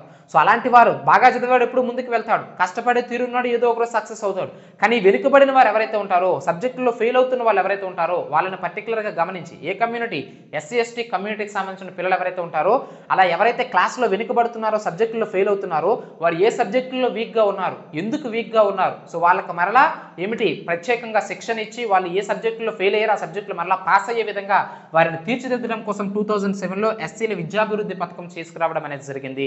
అర్థమైందా లేదండి? సో కాబట్టి వాళ్ళు ఎక్కడా కూడా తగ్గేదే లేదన్నట్టు వారు తగ్గకుండా వాళ్ళ స్థాయిని పెంచే విధంగా వారు ఏ విధంగా క్రింద ఉన్నా సరే మరలా పైకి తీసుకురావడం కోసం ఇలా వివిధ రకాల పథకాల ద్వారా ఫెయిల్ అయిపోయినా సరే మరలా నేను పాస్ చేయించడం కోసం ప్రభుత్వం అనేది ఇలాంటి పథకాల ద్వారా కృషి చేస్తూ ఉంది. నెక్స్ట్ బాబు జగజీవన్ రామ్ ఛాత్రవాస్ యోజన అంటున్నాం. బడుగు బలహీన వర్గాల వారి కోసం కృషి చేసినటువంటి మహానుభావుడు బాబు జగజీవన్ రామ్. ప్రధానంగా బీహార్ రాష్ట్రానికి సంబంధించిన ఒక సామాజికవేత్త, చాలా గొప్ప వ్యక్తి. సో అతని పేరు మీద కానీ 2008లో యొక్క పథకాన్ని ప్రవేశపెట్టడం అనేది జరిగిందండి. దేనికోసం ఇది బాలబాలికలకి రెసిడెన్షియల్ పాఠశాలను ఏర్పాటు చేయడం చాలా చాలా ఇంపార్టెంట్. రెసిడెన్షియల్ పాఠశాల అంటున్నాం అంటే దాని అర్థం ఏమిటి? రెసిడెన్షియల్ అంటే అర్థం ఏమిటి? చదవడము అక్కడే, పడుకోవడము అక్కడే, అంటే నిద్రపోసే ఒక హాస్టల్ సదుపాయం లాంటిది అనమాట. నిద్రపోయేటువంటి కార్యక్రమము, తినేటువంటి కార్యక్రమం మొత్తం అంతా కూడా అంటే ఇంటిని వదిలిపెట్టేసి పూర్తిగా చదువు నివాసం మొత్తము కూడా అక్కడే రెసిడెన్షియల్ సదుపాయం అక్కడే కల్పించడం అనేది జరుగుతుంది. ఇలా బాబు జగజీవన్ రామ్ ఛాత్రవాస్ యోజన పథకం ద్వారా 2008 ద్వారా ఇదంతా ఎవరికండి చట్టాలన్నీ కూడా అందరికీ అనుకునేవారు కాదు. ప్రధానంగా ఎస్సీ ఎస్టీ కమ్యూనిటీకి సంబంధించి మనం ఎస్సీల సంక్షేమం గురించి మాట్లాడుతున్నాం కాబట్టి మీరు గుర్తుంచుకోవాల్సింది ఎస్సీల సంక్షేమం గురించి అనే విషయాన్ని గుర్తుంచుకోండి. సో ఎస్సీ బాలబాలికల కోసం బాబు జగజీవన్ రామ్ ఛాత్రవాస్ యోజన పథకం ద్వారా వారికి రెసిడెన్షియల్ పాఠశాలను ఏర్పాటు చేసి వారిని సమాజంలో అప్లిఫ్ట్ చేయడం అనేది జరుగుతుంది. నెక్స్ట్ జాతీయ షెడ్యూల్డ్ కులాల తెగల హబ్ అంటున్నాం 2016. చాలా చాలా ఇంపార్టెంట్ అండి. ఇది కూడా ఏమిటి? పారిశ్రామికవేత్తలు ఉంటారు, మంచి ఔత్సాహిక పారిశ్రామికవేత్తలు ఉంటారు. చాలా మందిలో చాలా స్కిల్స్ ఉంటాయండి. ప్రతి ఒక్కరిలో కూడా ఏదో ఒక స్కిల్ ఉంటుంది. ఆ స్కిల్ బయటపడాలంటే ముందు వాళ్ళకి ఆర్థిక సహకారం అనేది అవసరం. అర్థమైందా లేదండి? సో ఎవరైనా సరే మీలో వివిధ రకాల స్కిల్స్ ఉంటాయి, వాటిని బయట పట్టాలంటే తప్పనిసరిగా ఫైనాన్షియల్ సపోర్ట్ అనేది కావాలి. కానీ మీరు ఆ ఫైనాన్షియల్ సపోర్ట్ని ఏమిటి చేకూర్చుకోగలరంటే అది కుదరదు. అందులోనూ ఎస్సీ కమ్యూనిటీకి సంబంధించిన వారు ఫైనాన్షియల్గా సపోర్ట్ ఇవ్వాలంటే ఎవరు వాళ్ళకు వాళ్ళు సమాజంలో స్థిరపడి ఆ యొక్క ఫైనాన్షియల్ సపోర్ట్ పొందాలంటే పొందలేరు. అందుకే ఎవరైతే ఆబ్వియస్లీ వాళ్ళు మనుషులే కదండి, ఎవరైనా సరే మనుషులే, కానీ వాళ్ళకి వచ్చేటటువంటి ఆలోచనలు అనేవి చాలా ఉన్నతంగా ఉంటాయి. అదే వారిని ఉచ్చ స్థితిలో నిలబడతాయి. మరి అలాంటి ఎస్సీ కమ్యూనిటీకి సంబంధించిన వాళ్ళు కూడా తెలివైన వాళ్ళు ఉంటారు కాబట్టి వివిధ రకాల వ్యాపారాలు, వివిధ రకాల పరిశ్రమలను స్థాపించి తమ యొక్క స్కిల్స్ను ఉపయోగించుకోవాలనుకుంటారు. కానీ వాళ్ళలో ఎంత టాలెంట్ ఉన్నా, ఎంత స్కిల్స్ ఉన్నా ఆర్థిక సహకారం అనేది ఉండదు. కాబట్టి ఆ ఆర్థిక సహకారం మేము అందిస్తాము. మీలో స్కిల్స్ ఉంటే చాలు, చేయాలనే నైపుణ్యం ఉంటే చాలు. యువ పారిశ్రామికవేత్తలు ఎవరైతే ఉంటారో, యువకులనే కాదు ఎవరైనా సరే ఎస్సీ కమ్యూనిటీకి సంబంధించిన వాళ్ళు తప్పనిసరిగా మీలో ఆసక్తి ఉంటే తప్పనిసరిగా మేము అవకాశం కల్పిస్తాము. సో ఏమిటి ఫైనాన్షియల్ సపోర్ట్ అనేది అందిస్తామని చెప్పేసి జాతీయ షెడ్యూల్డ్ కులాల తెగల హబ్ అని చెప్పేసి 2016లో దీన్ని ప్రత్యేకంగా ఏర్పాటు చేయడం అనేది జరిగింది. చాలా చాలా ఇంపార్టెంట్ అండి. నెక్స్ట్ శ్రేష్ఠ పథకం అంటున్నాం. తప్పనిసరిగా దీనిపైన ప్రభుత్వ ఫ్యూచర్ ఎగ్జామినేషన్స్లో, గవర్నమెంట్ ఎగ్జామినేషన్స్లో దీనిపైన ప్రశ్నలు తప్పనిసరిగా వస్తాయండి, గుర్తుంచుకోవాలి. ప్రధానంగా ఇది మనకి 2022 జూన్ 3వ తేదీన మనకి ప్రధానంగా నోయిడా, ఉత్తరప్రదేశ్లో నోయిడాలో దీన్ని ప్రవేశపెట్టడం అనేది జరిగిందండి. ఏమిటి పథకం శ్రేష్ఠ పథకం అంటే ప్రధానంగా ఎవరైతే పిల్లలు, కొంతమంది చెప్పినాను కదా, క్లాస్లో బాగా ఐక్యూ స్టూడెంట్, బాగా మెరిట్ స్టూడెంట్స్ ఉంటారు, అదేవిధంగా యావరేజ్ స్టూడెంట్స్ ఉంటారు, అదేవిధంగా వీక్ స్టూడెంట్స్ ఉంటారు. అయితే ఎవరైతే బాగా చదివే వాళ్ళు ఉంటారో, మెరిట్ స్టూడెంట్స్ ఉంటారో వాళ్ళకి ఎంట్రన్స్ ఎగ్జామ్ అనేది పెట్టడం జరుగుతుందండి. సో ఎవరైతే ఆ పర్టికులర్ ఎంట్రన్స్ ఎగ్జామ్లో పాస్ అవుతారో అలా పాస్ అయిన వాళ్ళకి 9 నుంచి 12 వరకు కూడా, 9వ తరగతి నుంచి 12 వరకు కూడా వారికి అంటే 9వ తరగతి అయిన సందర్భంలో వారికి అంటే 8th క్లాస్ చివరిలో వాళ్ళకి ఎగ్జామ్ నిర్వహిస్తారు, గ్రాండ్ టెస్ట్ లాంటిది. అందులో ఎవరైతే హైయెస్ట్ స్కోర్ సాధిస్తారో వాళ్ళకి 9 నుంచి 12 వరకు కూడా ఒక మంచి పాఠశాలలో, ఒక ప్రైవేట్ పాఠశాలలో ఏమిటి మంచి సదుపాయాలు అనుకున్న పాఠశాలలో ఫ్రీగా వాళ్ళకి విద్యను మొత్తాన్ని కూడా అందించే విధంగా ప్రభుత్వం చర్యలు తీసుకుంటూ ఉంటుంది. సో శ్రేష్ఠ అంటున్నాం, అందులో మీకు అర్థం అవ్వాలి. శ్రేష్టం అంటే ఏమిటి? ఉన్నతమైనటువంటి విద్యార్థులు, బాగా చదివే విద్యార్థులు, బ్రైట్ స్టూడెంట్స్, మెరిట్ స్టూడెంట్స్ ఎవరైతే ఉంటారో వాళ్ళకి గ్రాండ్ టెస్ట్ నిర్వహించి పరీక్షల్లో ఉత్తీర్ణులయ్యి పాస్ అయిన వాళ్ళు ఎవరైతే ఉంటారో వాళ్ళకి ఉచితంగా విద్యను అందించడం అనేది జరుగుతుంది. 9 నుంచి 12వ తరగతి వరకు కేంద్ర సామాజిక న్యాయము సాధికారత మంత్రిత్వ శాఖ కిందకు వస్తుందండి. అర్థమైందా లేదా? సోషల్ జస్టిస్ అండ్ ఎంపవర్మెంట్ కింద అది వస్తుంది. సో ఆ యొక్క శాఖ అనేది ఆ యొక్క పథకాన్ని అమలు చేయడం అనేది జరుగుతుంది. సో ఈ విధంగా కేంద్ర ప్రభుత్వం ఇలాంటి పథకాల ద్వారా ఎస్సీల సంక్షేమం కోసం పాటుపడతా ఉంది. ఇలాంటి వివిధ రకాల స్కీమ్స్ ని ప్రవేశపెడతా ఉంది. గుర్తుంచుకోవాలి వాటన్నిటిని కూడా. ఈవెన్ ఇప్పుడు మనం ప్రిపేర్ అవుతున్నది APPSC Andhra Pradesh group 2, group 1 examinations కాబట్టి మరి అందులో భాగంగా సొసైటీ సిలబస్ నుంచి ఆంధ్రప్రదేశ్ ప్రభుత్వం ఎస్సీల సంక్షేమం కోసం చేస్తున్నటువంటి చట్టాలు ఏమిటి తప్పనిసరిగా ఎగ్జామినేషన్లు అడుగుతూ ఉంటాడు. జగనన్న వైఎస్ఆర్ బడుగు వికాస పథకము అని చెప్పేసి చెప్తా ఉన్నాం. ఇదేమిటి?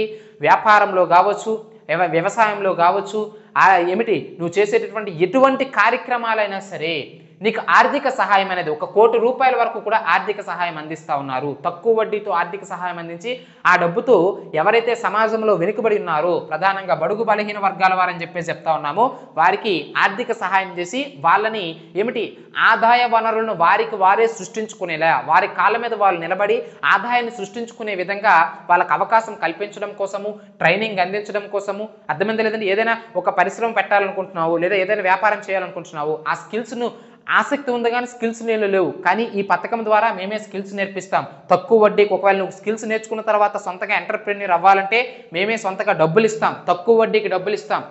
అర్థమైందా లేదండి? ఏపీ ఐఐసి ప్రకారం భూ కేటాయింపుల్లో ఎస్సీలకు సంబంధించి 16.5%, ఎస్టీలకు సంబంధించి 7.5% భూ కేటాయింపులు చేస్తాం.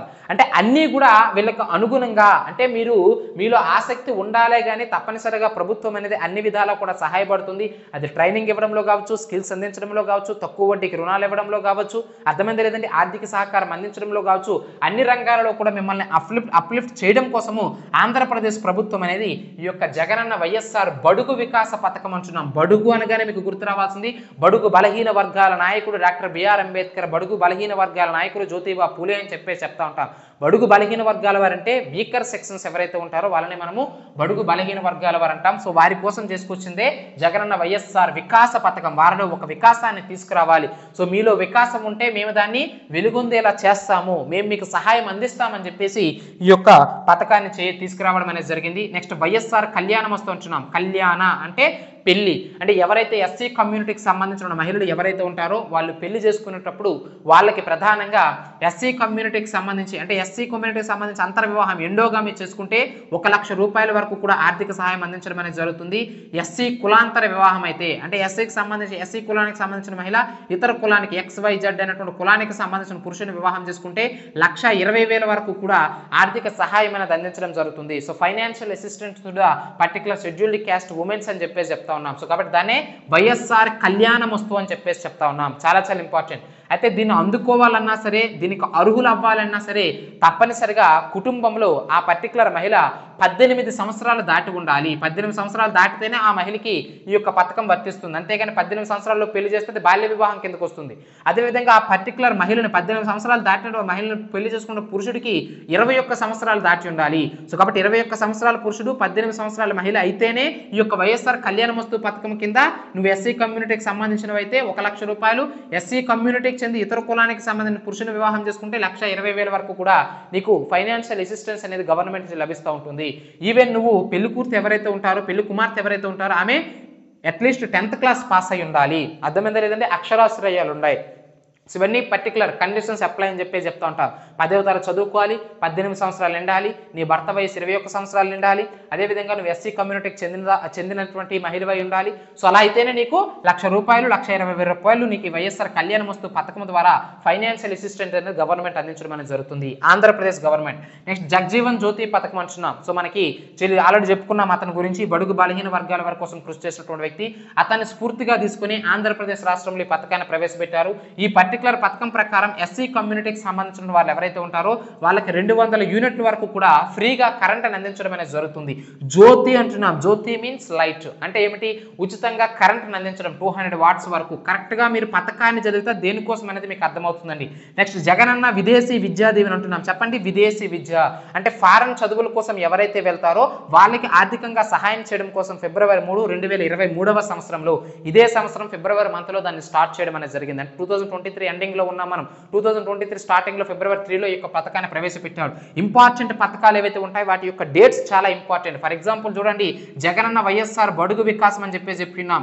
October 26, 2020న ప్రవేశపెట్టారండి ఈ యొక్క పథకం. అంటే అతను అధికారంలోకి వచ్చిన సంవత్సరానికి 2019లో గెలిచారు. 2020 October 26ని యొక్క పథకాన్ని ప్రవేశపెట్టడం అనేది జరిగింది. నెక్స్ట్ వైఎస్ఆర్ కళ్యాణ వస్తు అని చెప్తా ఉన్నాం. September 30 చాలా ఇంపార్టెంట్. September 30, 2022లో ఈ యొక్క పథకాన్ని తీసుకురావడం అనేది జరిగింది. దానికి అప్లికేషన్స్ October 1 నుంచి October 1, 2022 నుంచి పెట్టుకునే అవకాశం కల్పించారు. అర్థమైంది లేదండి? అంటే September 30, 2022లో యొక్క పథకాన్ని తీసుకొస్తే దాని అప్లికేషన్స్ ఆ నెక్స్ట్ డేనే October 1, 2020 నుంచి తీసుకోవడం అనేది జరిగింది. సో కాబట్టి పథకం ఎప్పుడు ప్రవేశపెట్టారు, పథకం ఎందుకోసం ప్రవేశపెట్టారు, ఎవరి కోసం ప్రవేశపెట్టారు, దాని ద్వారా ఏమిటి అందిస్తున్నారు, అది పొందాలంటే అర్హతలు ఏమిటి, ఇవన్నీ కూడా గుర్తుంచుకోవాలి. సో అలా జగనన్న విదేశీ విద్యా దీవెన అంటే February 3, 2023 అని చెప్తా ఉన్నాం. సో విదేశీ విద్య నేర్చుకోవడానికి వెళ్ళేటువంటి చూస్తా ఉన్నాం. అమెరికా, కెనడా, ఆస్ట్రేలియా, వివిధ రకాల దేశాలకు వెళ్ళి మన యొక్క భారతీయ విద్యార్థులు అంటే ఇక్కడ మనకు ఆంధ్రప్రదేశ్ సంబంధించిన స్కీమ్ కాబట్టి మన యొక్క ఆంధ్రప్రదేశ్కి సంబంధించిన విద్యార్థులు, తెలుగు విద్యార్థులు వివిధ రకాల దేశాలకు వెళ్ళి చదువుకుంటున్నారు కాబట్టి వాళ్ళకి ఫైనాన్షియల్ అసిస్టెన్స్ ఈ యొక్క పథకం ద్వారా అందించడం అనేది జరుగుతుంది. అయితే ఈ పథకం అందుకోవాలంటే తప్పనిసరిగా 8 లక్షల లోపు వార్షిక ఆదాయం అనేది ఉండాలి మీ యొక్క తల్లిదండ్రులకి.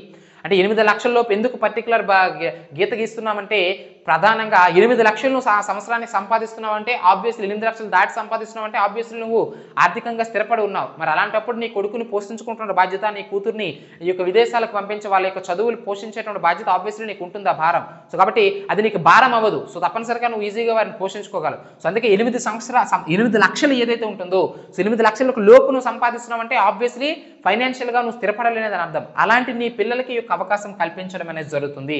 అది కూడా ఫ్యామిలీలో ఒకరికి మాత్రమే ఆ యొక్క అవకాశాన్ని కల్పించడం అనేది జరుగుతుంది. అదేవిధంగా డాక్టర్ బిఆర్ అంబేద్కర్ ఓవర్సీస్ పథకం అంటున్నాం. ఓవర్సీస్ అంటున్నామంటే ఇది కూడా విదేశీ విద్య. ఎవరైతే విదేశాల్లోనికి వెళ్ళి నేను మీకు చెప్పినాను కదా ఎంఫిల్, పిహెచ్డి వంటి కోర్సులు చేయాలనుకుంటున్నారో అలాంటి వారికి యొక్క డాక్టర్ బిఆర్ అంబేద్కర్ ఓవర్సీస్ విద్యానిధి ప్రకారం గుర్తుంచుకోవాలి. ఇవన్నీ నేను చెప్తున్నవి ఏమిటంటే ఎవరికి మరలా అయితే ఈ పర్టికులర్ ఇప్పుడు డాక్టర్ బిఆర్ అంబేద్కర్ ఓవర్సీస్ పథకం కానీ, జగనన్న విదేశీ విద్యా దీవెన పథకం కానీ ఇందులో ఎస్సీ కావచ్చు, ఎస్టీలు కావచ్చు, ఓబీసీలు కావచ్చు, మైనారిటీలు కావచ్చు, అర్థమైందా లేదండి, దివ్యాంగులు కావచ్చు, పీడబ్ల్యూడి క్యాండిడేట్స్ అని చెప్తా ఉంటాం. వీళ్ళందరూ కూడా అర్హులే.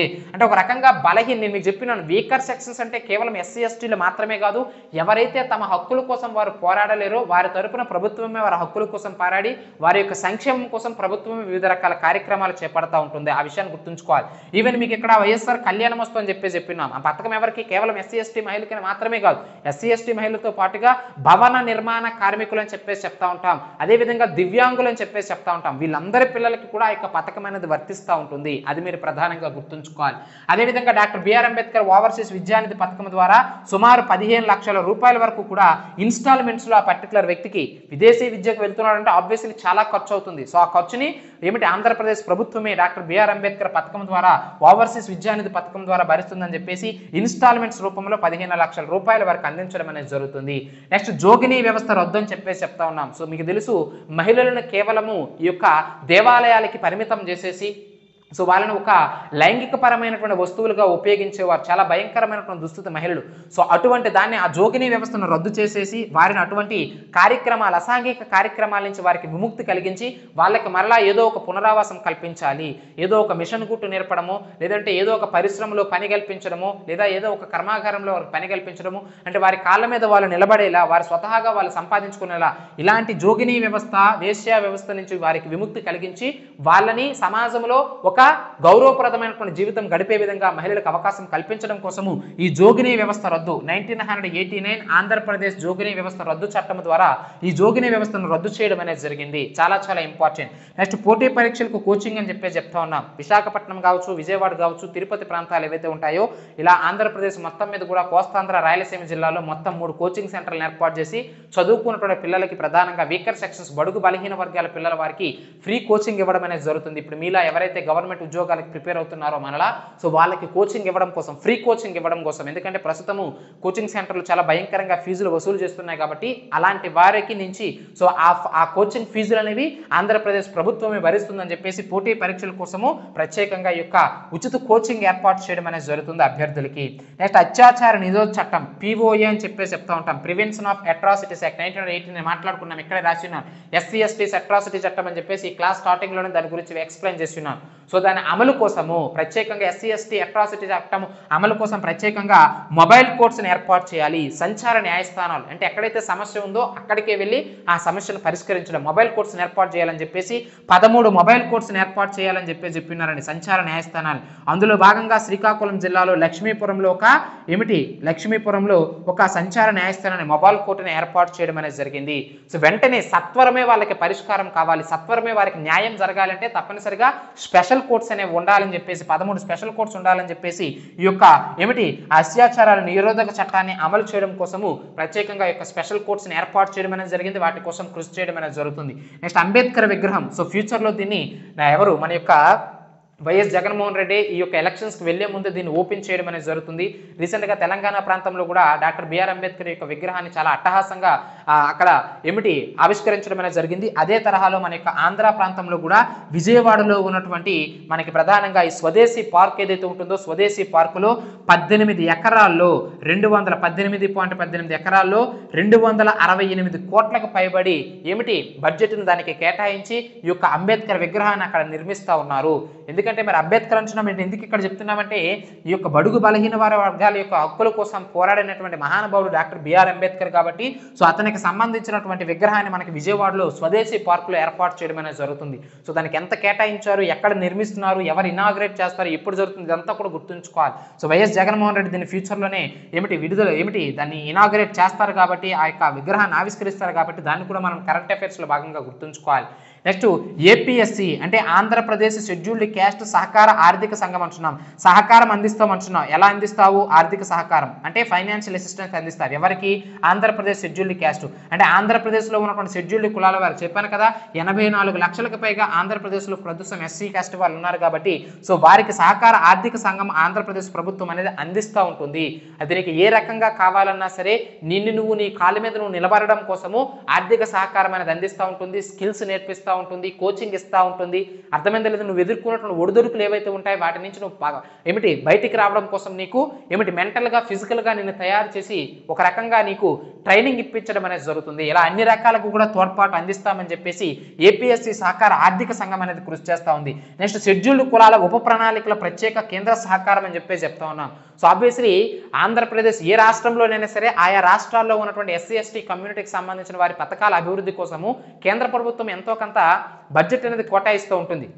అయితే ఈ ఎస్సీలకు సంబంధించి స్పెషల్ బడ్జెట్ అంటే సెంట్రల్ గవర్నమెంట్ స్పెషల్ అసిస్టెన్స్ అని చెప్పేసి చెప్తా ఉంటాం. అంటే ఎస్సీ కమ్యూనిటీకి సంబంధించిన వారి యొక్క పథకాల అమలు కోసము వివిధ రకాల పథకాలు చెప్తున్నాం. మరి వీటన్నింటిని అమలు జరగాలంటే ఆబ్వియస్లీ నిధులు కావాలి, మనకి డబ్బు కావాలి. సో దానికి ప్రత్యేకంగా కేంద్ర ప్రభుత్వం అనేది స్పెషల్ అసిస్టెన్స్ అని అందిస్తూ ఉంటుంది. సో ఆ కేంద్ర ప్రభుత్వం ఇచ్చినటువంటి స్పెషల్ అసిస్టెన్స్ ద్వారా షెడ్యూల్డ్ కులాలకు సంబంధించినటువంటి పథకాలు ఏవైతే ఉంటాయో వాటి యొక్క అమలు కోసం ఆంధ్రప్రదేశ్ ప్రభుత్వం అనేది కృషి చేయాలని చెప్పేసి ఈ యొక్క పర్టికులర్ పథకం అనేది తెలియజేస్తూ ఉంది. సో ఇవన్నీ మనకేమిటి, ఆంధ్రప్రదేశ్లో ఏర్పాటు చేసినటువంటి ఎస్సీల సంక్షేమం కోసం ఏర్పాటు చేసినటువంటి పథకాలు. ఇవి మనకి ప్రధానంగా ఏమిటి, భారతదేశ ప్రభుత్వం కేంద్ర ప్రభుత్వం ఏర్పాటు చేసినటువంటి పథకాలు. సో ఇది మనకి షెడ్యూల్డ్ క్యాస్ట్ వెల్ఫేర్, షెడ్యూల్డ్ కులాలకు సంబంధించిన సంక్షేమం గురించి మనం మాట్లాడుకున్నాం. సో ఏది చదివినా ఇలానే చదవాలండి. సో వెల్ఫేర్, దేని వెల్ఫేర్, ఎస్సీ వెల్ఫేరా, ఎస్టీ వెల్ఫేరా, బీసీ వెల్ఫేరా చదువుకోవాలి. చదువుకున్న తర్వాత ఈవెన్ ఉమెన్ వెల్ఫేరా లేదా చైల్డ్ వెల్ఫేరా, ఏదైతే అది ఎవరి సంక్షేమం కోసం మాట్లాడుతున్నామో ఆ సంక్షేమం గురించి మాట్లాడుకొని దాని బేసిక్ పాయింట్స్ నేర్చుకొని రాజ్యాంగ పరంగా వారికి ఎలాంటి రక్షణలు కల్పించామో నేర్చుకున్న తర్వాత వాటి కోసం కృషి చేస్తున్నటువంటి సంస్థల గురించి తెలుసుకొని వాటి కోసం అభివృద్ధి చేస్తున్నటువంటి వాటి కోసం పాటుపడుతున్నటువంటి చట్టాల గురించి నేర్చుకొని ఆ చట్టాల అమలు తీరు గురించి నేర్చుకొని ఆ చట్టాల యొక్క ఫ్రేమింగ్ నేర్చుకొని, అర్థమైందా లేదండి. సో ఫైనల్గా ఆ చట్టాలను అమలు చేయడం కోసము ఆ యొక్క బడుగు బలహీన వర్గాల వారికి ఎవరైతే మనం స్పెషల్గా వారికి సంక్షేమం కల్పించాలనుకుంటున్నామో వారికి సంక్షేమంలో భాగంగా ఏ పథకాలను ప్రవేశపెట్టారు, ఆ పథకాల ద్వారా ఎలాంటి లబ్ధి పొందుతున్నారు అనేది ఒక ఆర్డర్ వైజ్ ఇలా అన్నీ కూడా ఇలానే చదువుకోవాలండి. అర్థమైందా లేదా.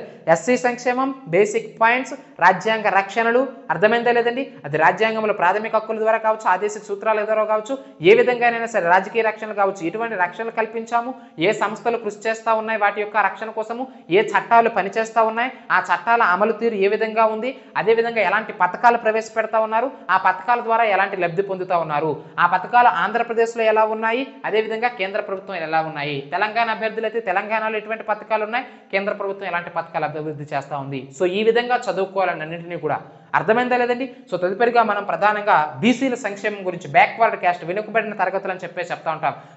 కాలేల్కర్ కమిషన్ అని చెప్పేసి, బీపీ మండల్ కమిషన్ అని చెప్పేసి ఎంత ఇంపార్టెంట్ అంటే ఈ నెక్స్ట్ క్లాసులు అనేవి చాలా చాలా ఇంపార్టెంట్ అండి.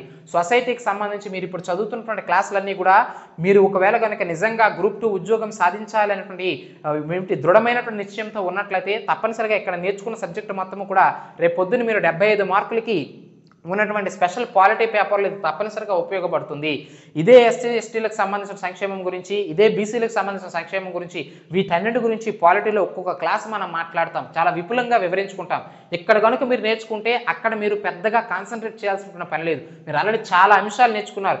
ఎస్సీ ఎస్టీ కమిషన్ ఎప్పుడు ఏర్పడింది, ఎందుకు ఏర్పడింది, దానికి కల్పించిన రాజ్యాంగ రక్షణలు ఏమిటి, 338వ అధికరణ, 341, 342, 342A, 338 sub class 2, 338 sub class A, sub class B, అర్థమైంది లేదు. National SC commission, ST commission, వెనుకబడిన తరగతుల కమిషన్, మహిళా కమిషన్, గిరిజన సంక్షేమ కమిషన్, బాలల హక్కుల కమిషన్, వీటన్నింటినీ ఇప్పుడే నేర్చుకున్నారు.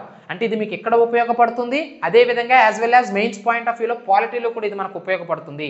కాబట్టి ఇక్కడ నేర్చుకుని అక్కడ కూడా ఉపయోగపడుతున్నాయి. కాబట్టి ఎక్కువ ఎఫర్ట్స్ పెట్టి ఈ యొక్క ఎగ్జామినేషన్లో తప్పనిసరిగా వీటి నుంచి ఎక్కువ మార్కులు రాబట్టవచ్చు. 30 మార్కుల్లో సుమారు 20-25కి పైగా మీరు మార్కులు సంపాదించే అవకాశం ఈ యొక్క సబ్జెక్టులో ఉంది. కాబట్టి మోస్ట్ ఎక్కువగా హార్డ్ వర్క్ చేయండి. మార్కులు ఎక్కడ ఎక్కువ వస్తాయో అక్కడ ఎక్కువ టైం స్పెండ్ చేయండి.